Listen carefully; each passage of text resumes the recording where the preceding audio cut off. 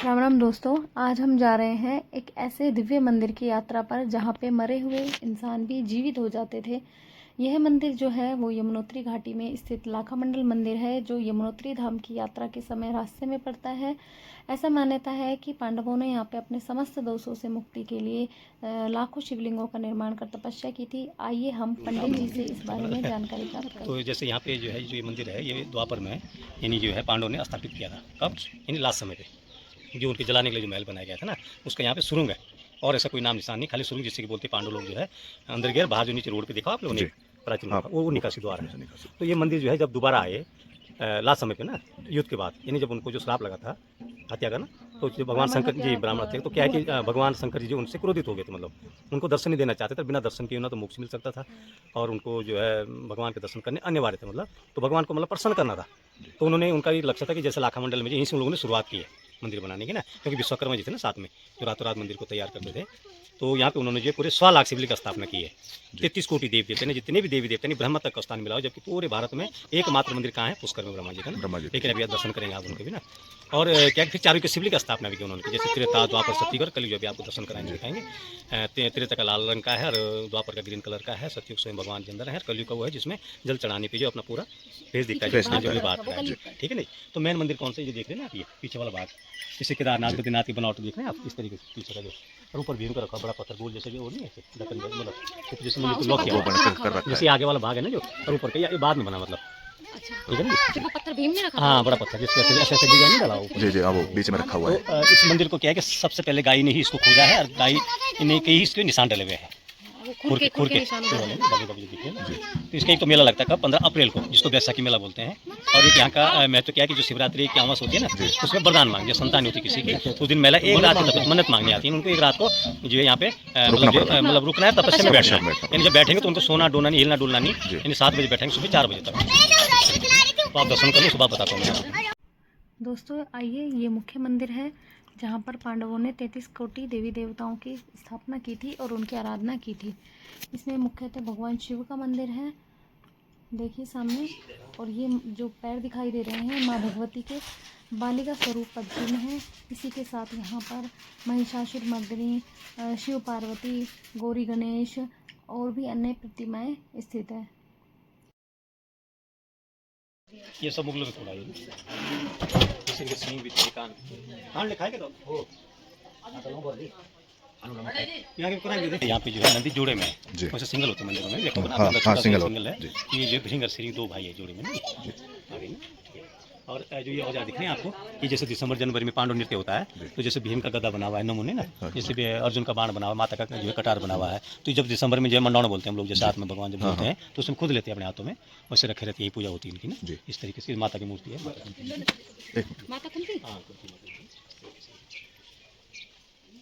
ये उसी ये अब ये मेन मंदिर इसी दरबार देख रहे हैं। हाँ जी, जो अंदर गर्भगृह बना हुआ है, जैसे केदारनाथ की बनावट है। तो क्या है कि जैसे जितने भी मंदिर है सब विश्वकर्मा जी के ही बनाए, तो सब क्या है कि नागर शैली में बने हुए हैं। देखोगे ना आपने कहीं भी मंदिर देखो सेम बिल्कुल जो है, लेकिन यहाँ विशेष उन्होंने क्या है, जैसे गाय का खुर होता है ना, ये डले हुए हैं। कहीं भी आप नजर डालो तो सब गाय के खुर से ही मंदिर को उन्होंने पवित्र, यानी गाय नहीं खोजा है, गाय के ही निशान उस पर डले हुए हैं। इस तरीके से ये बोला।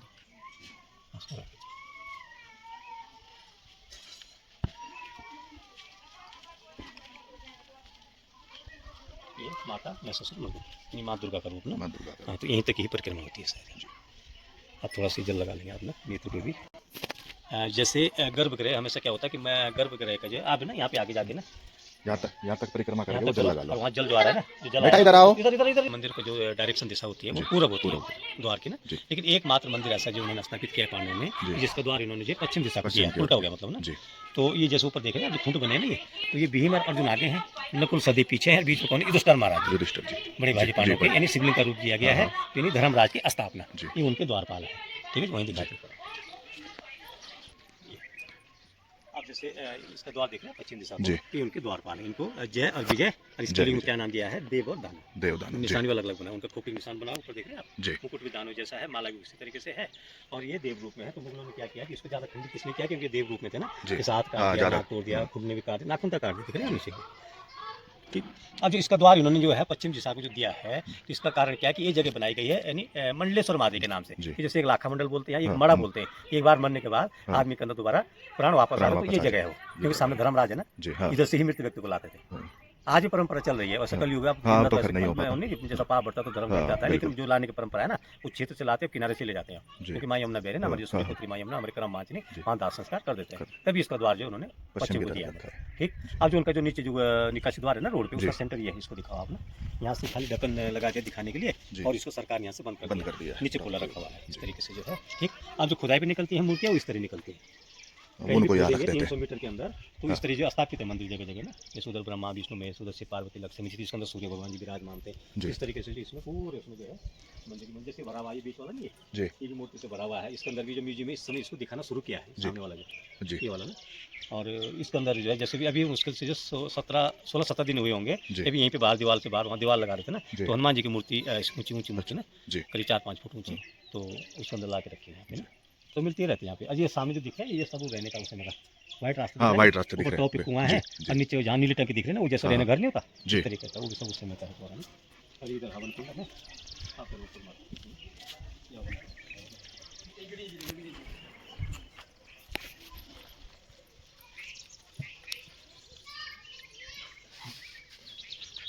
यहाँ बीच में आ जाएगा।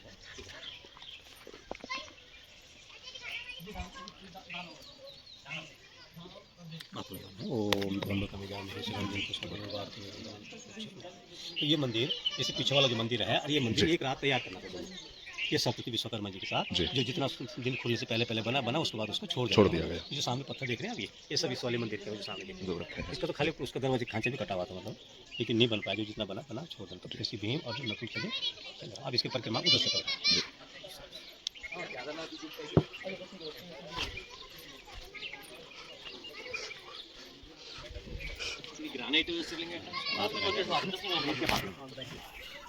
धर्मराज युधिष्ठिर स्वयं यहाँ पे शिवलिंग रूप में विद्यमान है, उनके चारों भाई उनके चारों तरफ है, और सामने की तरफ जो 2 द्वारपाल है, वहाँ पे ही मृत व्यक्तियों को लाकर रखा जाता था। फिर पुजारी द्वारा उसके मुंह में जल डाला जाता था, जिससे कुछ क्षण के लिए पहले क्या कि जैसे यहाँ से बाउंड्री बन गई है, तो जैसे माँ काली का मंदिर है, उधर माता जी का मंदिर है, तो शिवलिंग का पता नहीं था पहले। ये 1972 में जैसे हरिनाम के व्यक्ति थे हमारे यहाँ, गुजर गए, बूढ़े हो गए थे ना वो, जी। तो उनको सपने में आए, जी। उनको ऐसा लालच दिया कि आप उस जगह जाना, वहाँ आपको धन मिलेगा, मतलब हाँ, इससे लालच हाँ, दिया। तो वो अकेले रात को पहले अकेले में गए, उन्होंने खुदाई की, तो देखा खुदाई भगवान की। शंकर जी प्रकट हुए। दूसरे दिन सभी गाँव लगे, तो उस तरीके से जब खोदा तो उससे खरोच भी नहीं है, और जबकि कहीं टूट जाती है, जैसे हाँ, हनुमान टूट मूर्ति यहाँ पे मिली, जहाँ दीवार लगी है, हाँ। तो वहाँ पे क्या है, उनका थोड़ा पैर नीचे से टूट गया, निकाल दे टाइम। तो ये हो जाता है। वो जब सपने में आया तो तभी वो सुरक्षित है। सुरक्षित है।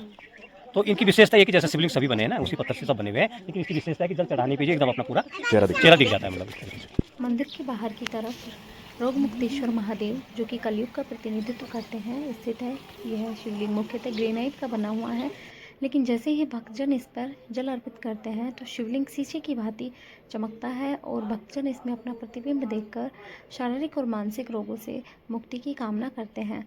हमने भी अपने परिवार सहित शिवलिंग पर जल अर्पित किया और शारीरिक और मानसिक रोगों से मुक्ति की कामना की। इसके अलावा पंडित जी ने हमें बताया कि इस मंदिर में आराधना करने के पश्चात पांडवों को भगवान शिव ने बैल रूप में दर्शन तो दिए, लेकिन भीम जो है उनसे और भी कुछ कामना करता है, इसलिए भीम अपना पैर फैलाता है और सोचता है कि भगवान शिव जो होंगे वो उसके पैर के नीचे से नहीं निकलेंगे, क्योंकि वो ईश्वरीय रूप है। तो भीम ने ऐसा ही किया। भीम ने क्या तरकीब निकाली, उन्होंने क्या किया, अपना पूरा पैर फैलाया, एक पर्वत से दूसरे पर्वत पे ना, बीच में सबको भगाया कि जो भगवान का रूप होगा वो मेरे पाँव के नीचे नहीं जाएगा, मतलब तो सारे निकल गए। अब जो इसके भगवान का रूप था वो रहने था, फिर इसलिए पहचानेंगे वो। तो जैसे वो मतलब भाग रहे थे, तो उन्होंने पीछे से दौड़ के जो पीछे से पूंछ पकड़ ली भीम ने ना, तो पीछे वाला हिस्सा जो है तब तक जो है वो वहाँ पे क्या केदारनाथ में धस गया, और सिर तब तक सिर वहाँ पे मतलब पशुनाथ पहुँच गया था, मतलब ऑटोमेटिक अलग हो गया। ऑटोमेटिक भगवान ने अलग कर दिया, वो ऐसे भुजाएं तुंगनाथ में वो छिपना ही चाह रहे थे ना, मगर इसलिए जो है वो तो फिर जो है तुमको दर्शन मिले वहाँ भगवान के ना, इस तरीके से। तो नेपाली जो कहीं भी देखना आप, जब तक यहाँ पट्टा नहीं लगाएंगे तब तक कोई भी वजन उठा नहीं सकते। हाँ, और हम लोग पीठ में ले जाते हैं, जैसे लगाते हैं ना, तो इस तरीके से तो ये आशीर्वाद मिलता है। मनोकामना पूरी होने के पश्चात भक्तों के द्वारा यहाँ पर बकरा और बकरी की भेंट चढ़ाई जाती है, लेकिन पशु बलि परंपरा नहीं होने के कारण स्वच्छंद रूप से ये मंदिर परिसर में ही घूमते हैं। हमारे बच्चों के द्वारा भी यहाँ पे इनको बिस्किट वगैरह खिलाए गए और बहुत एंजॉय किया गया। बात करें मंदिर की, तो मंदिर जो है वास्तविकता में ही विशेष नागर शैली में बना हुआ है और देखने में मंदिर में अलग ही सुकून का एहसास होता है। पुजारी के द्वारा भी मंदिर की अनेक ऐसी बातों का वर्णन किया गया है जो कि अकल्पनीय है और यहाँ पे एक संग्रहालय की भी स्थापना की गई है जिसका QR कोड मैंने पीछे दिया हुआ है। आप उसको स्कैन करके मंदिर में रखी हुई 7वीं 6ठी शताब्दी की जो मूर्तियाँ हैं उनको देख सकते हैं जो खुदाई के दौरान यहाँ पर निकाली हुई हैं। केदारनाथ की ही तर्ज पर मंदिर जो है उसका निर्माण किया हुआ है। पांडवों ने जब अपने सभी दोषों से मुक्त होने के लिए भगवान शिव को प्रसन्न करने की यात्रा का प्रारंभ किया था तो सबसे पहले मंदिर का निर्माण लाखामंडल में ही किया था और अनेक लाखों मंदिरों की स्थापना की थी। मंदिर अपने आप में अत्यंत ही दिव्य और भव्य है और इसकी प्राचीनता भी विशेष है। तो एक बार आप ज़रूर इस मंदिर में दर्शन कीजिए और हमारी वीडियो को like and share and subscribe कीजिए। हर हर महादेव।